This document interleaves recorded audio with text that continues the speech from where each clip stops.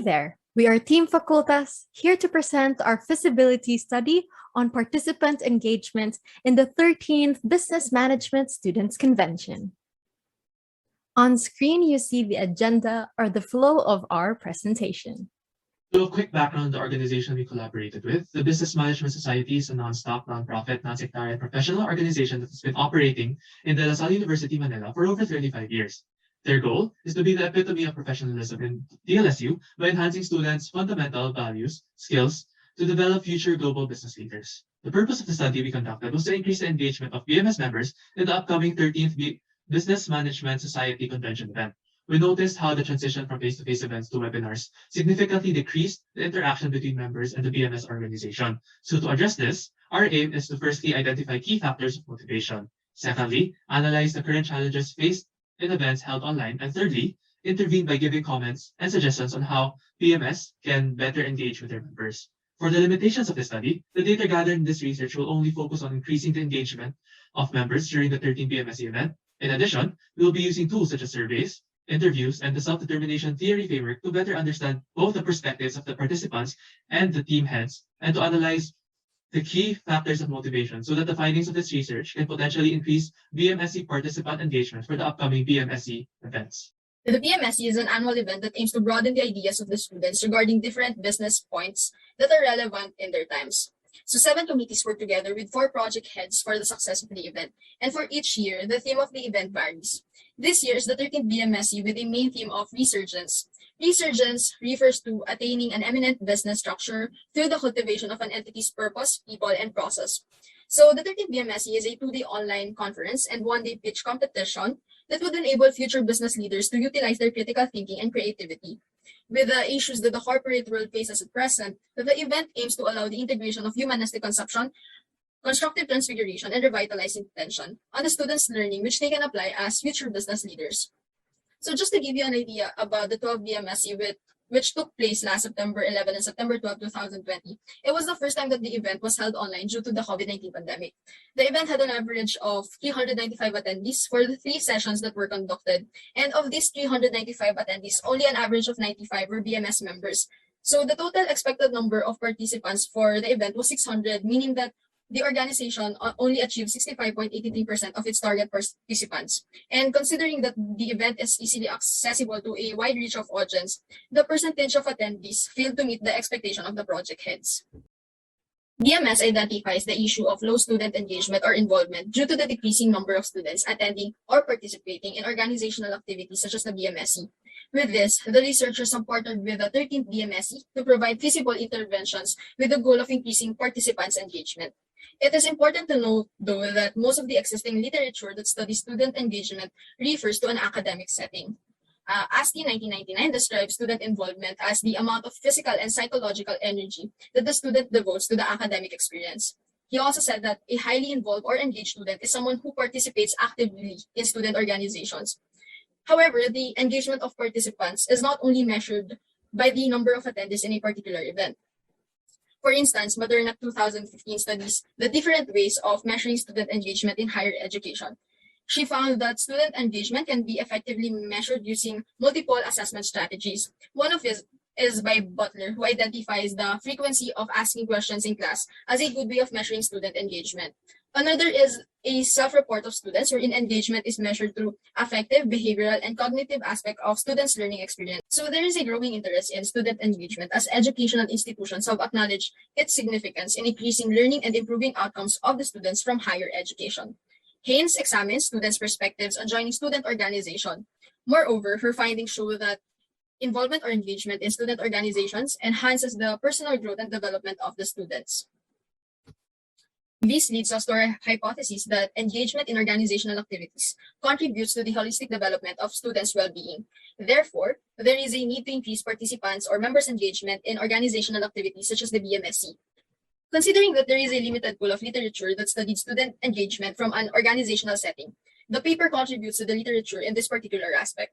Moreover, the study fills in the gap of the existing literature as it covers the virtual setup in an organizational setting due to the travel restrictions imposed to address the COVID-19 pandemic that forced schools to shift to a fully online mode. And as the world moves forward with a blended type of learning, the study may provide valuable insights on improving student engagement both in an academic and organizational setting. Our conceptual framework is based on the self-determination theory of Deci and Ryan. According to Deci and Ryan, the type of motivation that an individual has a greater effect on the outcome compared to the amount of motivation that the person has. These types of motivation are intrinsic and extrinsic motivation. Intrinsic motivation refers to an individual's desire to do something for one's interest, while extrinsic motivation arises from a desire to receive a reward or to avoid a consequence.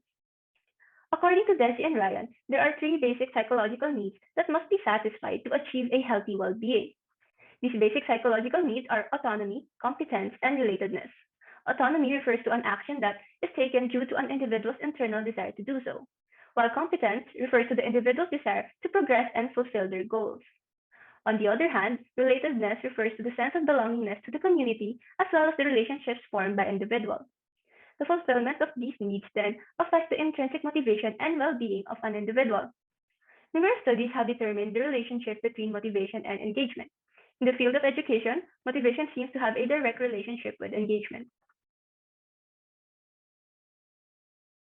As for methodology, the action research cycle is the main framework that guided the researchers. The cycle is composed of 4 main steps: constructing, planning, taking action, and evaluating action. For more genuine insight, various first, second, and third person inquiry skills were also used. For first person, the researchers used the realistic Orjai cycle, general empirical method, ladder of inference, and 360-degree feedback framework. For second person, a force field analysis was created and systems thinking is also used. For third person, the conceptual framework, which is based on the self-determination theory, was used. To provide an even deeper comprehension on the rationale and purpose of this action research, the stories and outcomes, consisting of the constructing and planning phases, are provided hereinafter. The first person inquiry that were found from this process utilized the Orjai, ladder of inference, and general empirical method. To begin the ideation of the action paper, it started with a group discussion on which DLSU organizations the group members were a part of. This then led to the first ladder of inference, which is that the BMS structure comprises of 4 major divisions and 10 subfunctions. This was the data part in the general empirical method. And as the membership committee assistant vice president, Ms. Gallentes made it known that a persistent concern for their said committee is that despite there being around 800 BMS members, only a small number, around 100 of them, remain active. With that, the rationalization part that the group did with the data presented was that the initial target of the proponents' paper was an increasing engagement among members. However, upon continual rationalizations, the proponents have come to realize that the timeline for the projects and events of BMS were not allowed to be altered in submission to the timeline of the action paper. Hence, we lead to the second ladder of inference. With this, the proponents realized that the BMSC can be their focus for the, as BMSC still falls as an event with BMS members wherein the initial target was to engage them. With this, the proponents did a meta discussion on what could be measurable in terms of member engagement, and upon numerous consultations and discussions, the proponents came up with a primary action to increase engagement, which is through increasing the level of intrinsic motivation of BMSC participants. Now, to conclude the ladder of inference process, the target of increasing engagement was what the group decided to do. Additionally, there were numerous exchanges between the proponents and their advisor on the criteria of evaluation for the effectiveness of the interventions that would have been proposed. And this serves as the end of the foundation building for the action paper. From the first ladder of inference and the second ladder of inference, one must note that the proponents realized that with the 13th BMSC approaching on the 27th to the 28th of August, the project heads can be consulted with their insights regarding the previous BMSC event. This serves as the observation phase for the RGI framework. Now, in reaction to the knowledge and data presented both during the observation and the ladder of inferences phases, the researchers were deeply concerned with the attendance, participation, and engagement within the major sessions with renowned speakers. And in addition, the proponents were appalled at the mention of said situation wherein speakers were not engaging as well with the participant. And to judge, the proponents realized that perhaps this is a constantly occurring situation for other seminars and activities in the BMSC. To boost the ideation process, the proponents also did a force field analysis. As the initial force field analysis they previously made with Table 1 remains irrelevant, the discussion moves to the force field analysis created and to be discussed by Ms. Gallentes. Now on to the force field analysis that was constructed by reflecting and comparing experiences from last year's 12th BMSC to identify criteria of both driving and restraining forces that are in line with achieving the desired outcome of increasing 13th BMSC participant engagement. The driving forces include content urgency, like the 1 hour left to register posts, internal and external organization partnership, speaker credibility, class incentives like, yes, free 10 points to pull up that grade, topic relevance to business students, and the hatak culture, where if your friend asks you to go with them, so you do. On the flip side, we have the social media information overload, schedule conflict, preference, and where to spend their free time, which is not in some webinar maybe, topic disinterest, and screen fatigue. These restraining forces were definitely heightened by this current online setting. In planning, we prepared for pre-event activities that had Facebook group polls about the 3 sub-themes and game pubs to entice the participants as they get a chance to win vouchers from the sponsors. The event activity had the word cloud, where the event's host read the insights of the audience. Post-event had the evaluation exit forms to measure the active listening and participation of the audience. To provide the groundwork for the aforementioned interventions in the planning phase by Ms. Gallentes in the previous slide, the group used the 360-degree feedback model and the project management body of knowledge framework to start the planning and preparation phase. The proponents conducted their group meeting, and this coincided also with the design phase, which constituted the ideation and construction of the interventions. And however, to have concretely affixed these strategies, the launch phase had to be conducted. And from the launch phase, the nomination phase proceeded, which is consisting of the proposing to Mr. Aure and Mr. Pederadar through the Facebook group, as well as breakout rooms over Zooms, and as well as the project head of the 13th BMSC Central Committee. Now, to gather feedback, the proponents set up consultation spaces over Zoom with all the parties on different times, as they could not meet together synchronously. After gathering of feedback from both their advisors and the events committee members and the project heads, the feedback and development planning cycle transpired. And the monitoring and review phases, first iteration happened. Ms. Gallentes and Mr. Cheung coordinated with the Publications and Promotions Committee on the images for the materials to be released. The other iterations of this phase occurred as the further coordination for the pre-event polls and word cloud prompts were discussed. And then the design phase occurred again after the review with the PNP committee to further improve the ideas and strategies, especially the wording of the publicity materials. The ongoing support and development phase occurred during the creation of the exit forms, and there was once again a nomination and gathering of feedback from all the parties so that they can validate the questions in the exit form. Furthermore, the session speakers were also asked if these questions were really going to be answered in the sessions through the project heads. After this, there is a recurrence of the feedback and development planning for when they tweak the exit form surveys to address the revisions. This then finally led to the monitoring and review of the program and the interventions as the finalization and submission of the draft Google Forms exit forms was passed to the BMSC Central Committee. And the release of the 360-degree feedback model happened as the pre-event polls, word clouds, and exit form were determined and fully detailed as finalized intervention. So now I'll be talking about the unforeseen events of the 13th BMSC.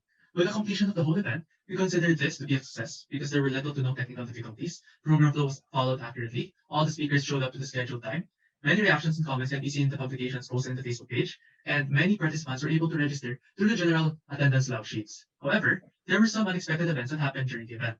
Firstly, we observed that the speakers during the event were not as engaging as we expected them to be. In the open forum, only a number of participants were asking questions, and most of the questions asked were prepared by the organizing team. So secondly, we noticed the drop in audience count throughout the whole event. We observed that only 70 to 80 viewers were listening to the Facebook live stream throughout the 3-day event, despite having more than 100 participants signing up in the general attendance log sheets. So given this, we assumed that only a few participants actually attended the event. Some just signed the gals, waited for the event to be over, and signed out with the exit forms. So for the first day, we recorded a total of 348 participants who answered the gals, and only 280 exit forms were recorded at the end of the event. For day 2, there was a total of 236 participants who answered the gals and only 177 participants who answered the exit forms. On the third day, we recorded a total number of 177 respondents for the gals and only 141 responses for the exit forms. Given the number of participants who were present at the live stream, we assumed that some students came back to the live stream only to sign the exit forms, which contain the incentive details of the event. Lastly, we found that in the BMSC Facebook page, only a few engaged with the publications posted. In the word search, there were only 9 people who commented their response. For the reactive, only 23 people commented on their answers. And for the tag someone activity, only 37 comments were made. Despite this, it can also be observed that most of the comments for these publications came from members of the Central Committee, and some of them commented more than once. Because of this, we tried to filter out the comments that were from the organizing team and manually counted those who responded, as this data gives a more accurate representation of how people interacted with the gamification and publication. So for the word search, from 9 people, it was found that only 7 people who are not from the working team responded. For the reactive, from 23 respondents, it was found that only 8 people who commented. As for the type 7 activity, from 37 comments, we found that only 7 people outside the working team commented and responded. This further emphasizes the lack of engagement toward these publications. In evaluating the effectiveness of our intervention in increasing student engagement, it is important to identify the measures taken into account. So we use the following measurement. First is the number of event participants. Second is the number of questions asked by the audience. Third is the number of participants in the group's intervention. Fourth is the quality of audience participation. And fifth is the participants' feedback in the exit form. To address the number of event participants, we implemented interventions for extrinsic motivation, such as gift cards and vouchers and class incentives. The gift cards and vouchers were given to winners of pre-event games. There were also random winners of these cards and vouchers chosen from the list of participants who pre-registered in the event and also attended the event. However, there is a limitation in this, such that the basis of the winners is only from the general attendance log sheet. This means that there is no assurance that the participant who wins the gift cards and vouchers stayed throughout the event. So in comparison, the 12th BMSC recorded an average of 395 participants during the 3 sessions. Meanwhile, the 13th BMSC only had an average of 254 attendees based on the GALs. So to be more specific, 348 people signed in the GALs for session 1. For session 2, we had 236 sign-ups, and for session 3, 177 people signed up. Although the event recorded these number of participants for every session, the researchers observed that not all participants stayed throughout the event. For instance, during the first session, the highest number of viewer count in the live stream was only 100. This is less than 1/3 of the number of people who signed up in the GAS for the first session. This trend is consistently observed in all 3 sessions, and with this, we deduce that the interventions implemented for extrinsic motivations such as gift cards and vouchers and class incentives were not effective in increasing the number of participants. For measurements 2 and 3, it covers the quantity of audience participation. For the number of questions asked in the event, only a total of 3 questions came from the audience. The rest of the questions asked came from the planted questions of the Central Committee. We implemented interventions for intrinsic motivation such as pre-event polls and games. The pre-event poll contains questions that gives the participants a glimpse of what to expect from the event. A total of 140 people participated in one of the polls. For the pre-event games, we posted a crossword puzzle for the participants to solve. However, only 9 people participated in this intervention. Despite the relatively high participation in the pre-event polls, we believe that the interventions implemented for intrinsic motivation, such as pre-event polls and games, were not effective in encouraging active participation among the audience during the event. This refers to the lack of active participation of the audience in the question and answer portion for every speaker. However, for the word cloud we implemented in between speakers, we believe that it was relatively more effective in encouraging participation. During the 3 sessions, we had an average of 41 participants. And despite having the lowest number of attendees in session 3, that was the session that had the highest number of participants in the word cloud with 51 participants.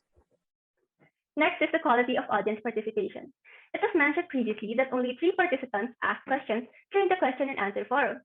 However, these questions were insightful and relevant to the talk of the speaker. For the word cloud, the answers that the participants submitted varied from each other, which can mean that the participants shared their own learnings. And for the pitch competition, there were only around 20 to 30 viewers on average. However, some participants commented that they were intrigued by the pitch competition. With these, the quality of participation is relatively higher than the quantity of participation. Lastly, we have the participants' feedback in the exit form. For the student feedback and evaluation, it can be seen that there are multiple reasons why students joined the event. 48% of the respondents said that they joined because they enjoy learning from these types of events. 21% joined because they wanted to complete their assignment, and 43% joined the event with their friends. For competence recognition, the participants were asked if they gained more knowledge from the event. An open-ended question was also included to ask what their insights were.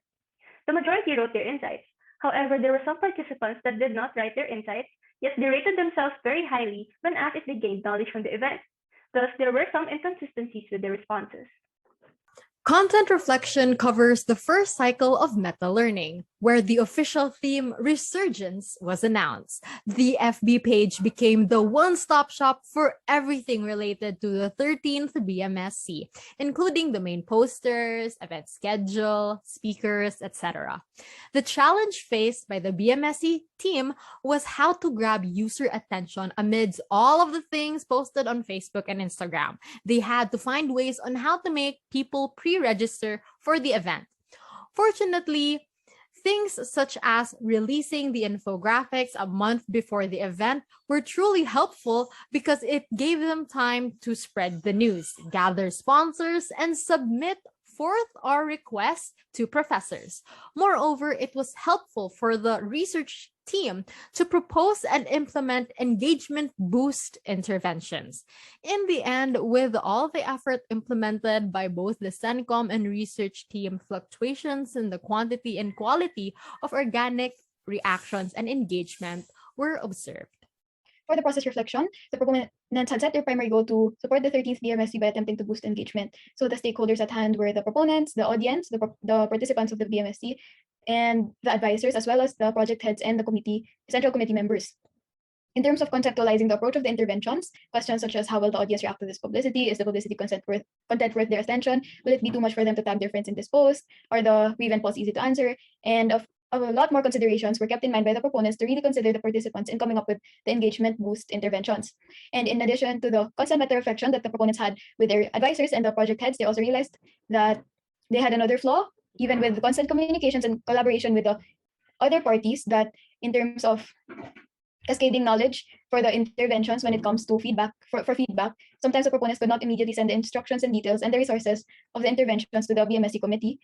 With these, despite the drawbacks and in hindsight, even with the interventions being implemented well, they had to still note that each and every member of the entire process had their own commitments and other personal matters to attend to as well. So being in consideration and constant support of each other and understanding as well of each and everyone's situations was an essentiality for the process reflection and the pushing through of the interventions that they had proposed. So now I will be talking about the premise reflection.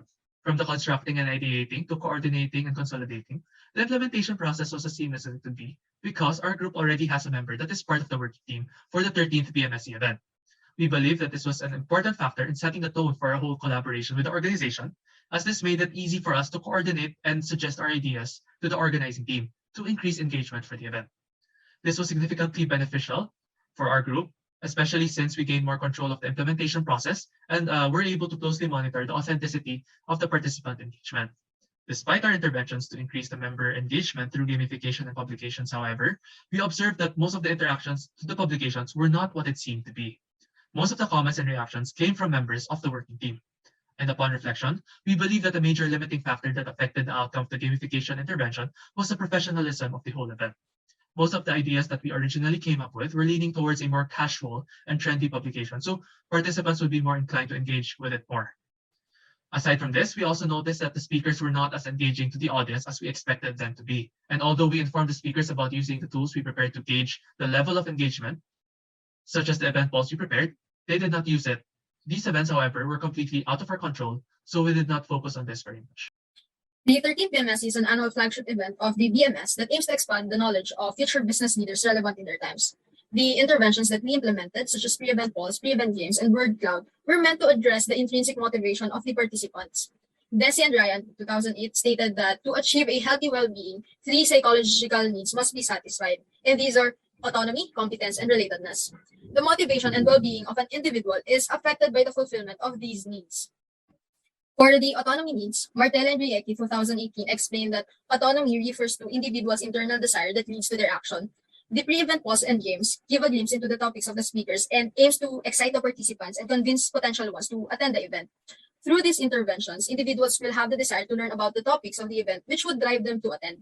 An average of 131 people answered the PreEvent polls, while 16 people participated in the PreEvent games. And based on the GALs, an average of 254 people signed into the event. However, some participants did not stay during the event, which is why the live stream never reached the same number. The feedback for the activities or intervention formed part of the exit form. Most participants answered 0 to 4, or they agreed that the PreEvent polls and games encouraged them to join the events. However, there was an increase in the number of undecided, or the ones who answered 5, when asked whether the interventions encouraged them to participate actively in the event. Therefore, our interventions may have been effective in encouraging attendance, but it was not effective in making the participants stay. So the autonomy needs of participants were not successfully addressed during the event, despite the existence of interventions targeting their intrinsic and extrinsic motivations. This means that more factors should be considered to make participants stay. For instance, the speaker's way of engaging the participants and content of their presentation factors in making them stay. Failure to address the autonomy needs of the participants from the speakers would result in them leaving the live stream, which is actually what happened. And therefore, these factors must be taken into consideration to successfully address the internal desire of individual that leads to their action, which is choosing to stay during the event. Competence refers to an individual's determination to progress and develop themselves to achieve their goals. A section called competence recognition was included in the exit forms to determine the competency of the participants. Majority of the respondents wrote their insights when asked what their takeaway from the session was. However, there were some who did not, but rated themselves very high when asked if they have gained more knowledge from the talk. So there were some inconsistencies with the responses in the exit forms. Furthermore, there were only a few participants that asked questions during the question and answer forum. However, this may be attributed to fatigue and information overload as the second and third session ran for 3 hours each with only 1 hour break in between. Relatedness refers to the relationships formed by an individual and its sense of belongingness to the community. One of the important factors in the engagement of the participants is the engagement of the speakers. This means that a less engaging speaker and topic would discourage the viewers from staying and participating. The hosts of the event were effective in engaging the participants as they used a conversational tone and shared their insights regarding the talk of the speakers. They also were able to encourage the participants to participate in the word cloud. From the exit forms, the respondents said that they felt connected with the other participants and they were also able to relate to the speakers. However, there was a huge drop in viewers during the presentation of a speaker. Thus, there seems to be a disconnect between the survey responses and the actual happenings during the event. For the pitch competition, there were only a few groups that were able to incorporate the sub-themes of the event into their presentations. This can be attributed to the lack of interaction between the speakers and the participants, causing the participants to not be able to internalize how to incorporate the themes into their respective businesses. For extrinsic motivation, some professors offered incentives to encourage the students to join the event. For all the 3 sessions of the event, the number of responses of the exit forms exceeded the number of viewers. Thus, it can be deduced that some people only answered the exit forms to gain incentives without joining the event. Furthermore, there were also respondents who left the open-ended question blank or wrote a vague phrase that did not convey what they learned. Thus, it is possible that there were some participants that were solely motivated by extrinsic motivation. In conclusion, first, the general attendance list or GALS is not enough. The GALS is an attendance list required by the Council of Student Organizations and is the usual measurement for engagement for DLSU student organizations. From the results of our study, it could be seen that patterns of inconsistency existed between actual engagement levels from the viewers of live stream and participants of polls, exit form respondents, and those that signed up in the GALS. Thus, if student organizations and event organizers solely relied on the GALS, then they may get a false impression that all participants that signed up were engaged in the event, when the reality is that a lot of students signed up but did not necessarily attend or participate in the event. Furthermore, exhaustion may also play a part in the lack of engagement. The researchers themselves felt exhausted after attending all 3 sessions, which took place at the end of the week. Furthermore, the event was also close to finals. The academic calendar may play a part in the exhaustion as DLSU implements a trimestral system which consists of fewer weeks per semester than the usual system in the Philippines. This means that subjects are usually at a faster pace. Thus, the students may have been too tired to pay attention or to participate in the event. The researchers have 4 main recommendations. The first is to invite speakers that are considered credible and have an engaging speaking style. It was observed that more questions were asked towards speakers that students found credible and engaging. While event organizers may not have control on how engaging a speaker is during their talk, they have control on looking for the right speakers for the event. Thus, the event organizers must also take into account the public speaking skills of the speakers they invite. Speakers may also use event polls such as word clouds to re-engage participants to the event. This was observed to be effective during the seminars. Second, it is to focus on making students intrinsically motivated. It was observed that the students were already extrinsically motivated through incentives. However, what was lacking was the intrinsic motivation, which is why some students did not necessarily participate and only registered for incentives. One way that the event organizers can improve intrinsic motivation is by the autonomy and relatedness aspect, where they find more credible and engaging speakers that students feel a sense of connection and interest towards. The third is to consider the academic calendar when scheduling the event. Since exhaustion may play a part in a student's lack of energy to engage, they may not be able to focus on the content, thus hindering the competence aspect. The last is to strike a balance when naming the themes. While big words may sound more credible, it may also cause ambiguity in meaning. Thus, event organizers must be wary of the balance between the familiarity of words, the meaning perceived from the reader, and the credibility it adds to the event.